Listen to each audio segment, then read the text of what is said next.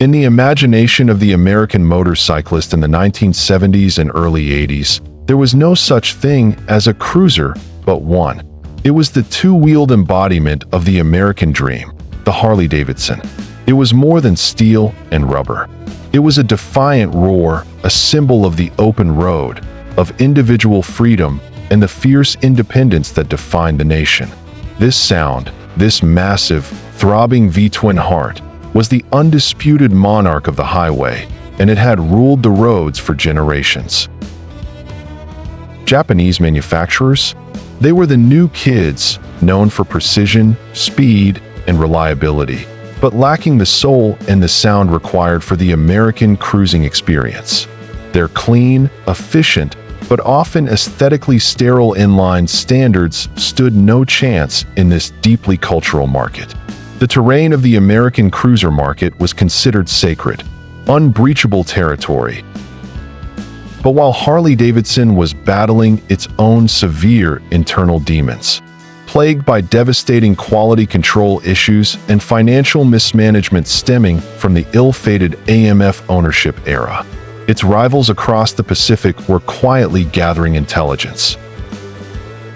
They realized that for a conquest on American soil, they couldn't just build a better engine. They had to replicate the feeling, the silhouette, and the sound that Americans were truly buying. In the 1980s, an unexpected, silent, yet massive invasion began. The Japanese manufacturers didn't merely copy the V-twin blueprint. They perfected it. They took the revered shape, clad it in blinding amounts of chrome, engineered out the traditional flaws, injected Japanese reliability, and in doing so, they decisively stole the road. This is the definitive history of how the metric cruisers mounted an unprecedented challenge to the American king and forever fractured the previously monolithic landscape of American motorcycling. Fully comprehend the scale of Japan's eventual triumph, one must first examine the existential crisis brewing within the industry leader. Throughout the late 70s and into the early 80s, the stewardship of the AMF Corporation drove Harley-Davidson's product quality to an all-time low, flirting dangerously with complete collapse. The motorcycles emerging from the Milwaukee factories were legendary for all the wrong reasons. They leaked fluids with alarming consistency.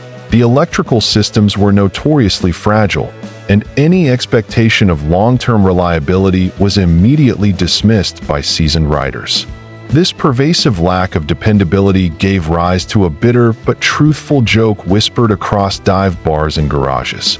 You purchased a Harley not for the joy of the ride, but for the predictable ritual of roadside repair and maintenance shared with friends. This deep-seated mechanical vulnerability was compounded by Harley's unwavering commitment to its core design principles. The company felt bound by tradition. The air-cooled engine, the signature 45-degree angle of the V-twin cylinders, and that unique, erratic, pulsating idle known as the potato-potato sound. This rigid adherence to heritage was powerful and essential for branding. Yet it became a significant technological bottleneck. It created a colossal and lucrative opening for any competitor who could successfully enter the market offering the same compelling, archetypal cruiser aesthetic, but, crucially, without the inherent mechanical headaches and frequent breakdowns. The market was ripe for disruption, waiting for a reliable pretender to the throne.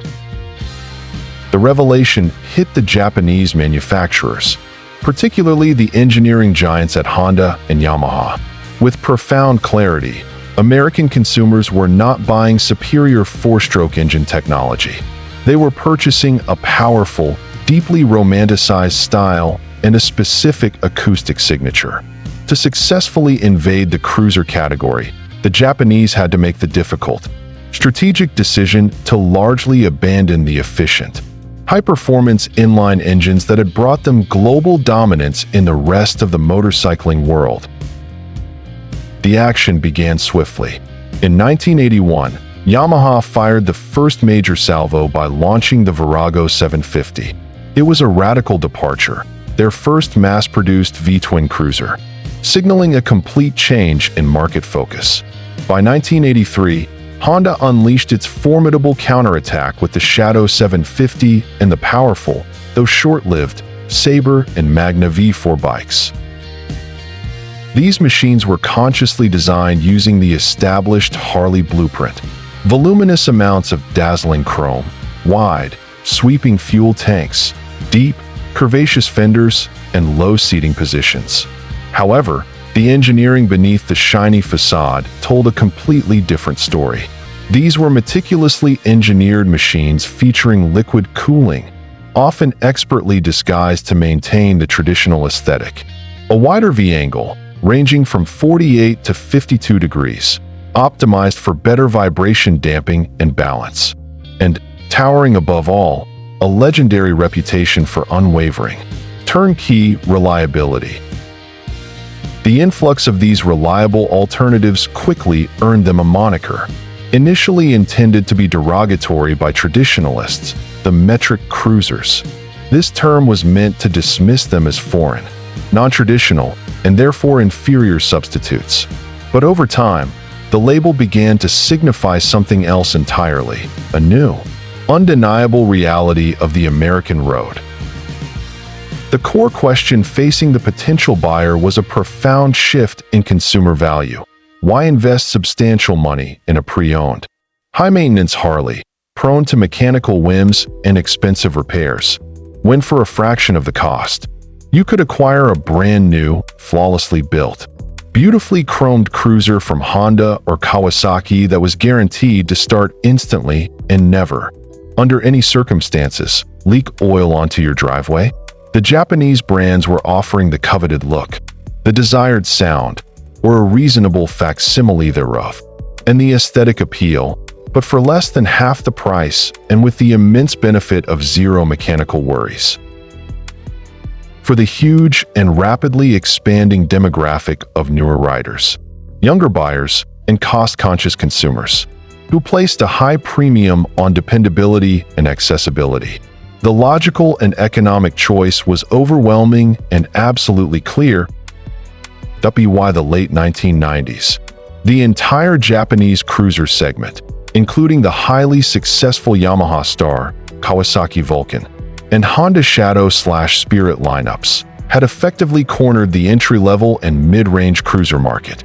They began stealing millions of sales and thousands of potential lifelong customers right from under the nose of Harley-Davidson.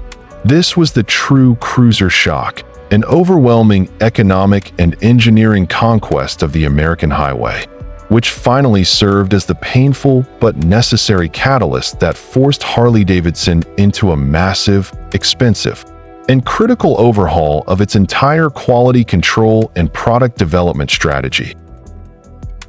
While the mighty Harley-Davidson brand ultimately proved resilient, successfully surviving the crisis and eventually reclaiming the lion's share of the domestic market through radical quality improvements, innovative new models, and intensely powerful lifestyle branding, the metric cruisers left an indelible, permanent mark on the industry. They shattered the myth that true cruiser style could not coexist with flawless engineering. By providing dependable, affordable alternatives, they didn't just compete, they exponentially expanded the entire cruiser market, making motorcycling accessible to millions of new riders who would have otherwise been shut out by high costs and maintenance worries. And in the process, they delivered an essential, powerful lesson to the American king. When you are selling the ultimate American dream of the open road, that dream must, above all else, be guaranteed to start reliably every single morning. The rise of the metric cruiser forced an American legend to adapt or die, proving that the toughest competitor isn't always the one with the biggest engine, it's the one with the best reliability. Now, we turn the conversation over to you. Which side of this war did you ride? Did you start your journey on a flawless Honda Shadow or a Yamaha Virago? relying on Japanese engineering? Or did you commit to the original Harley-Davidson philosophy, embracing the tradition despite the maintenance? Let us know your story in the comments below. Thank you for joining Chrome Chronicles. If you enjoyed this history, please like and subscribe for more untold stories of the motorcycle world. We'll see you on the road.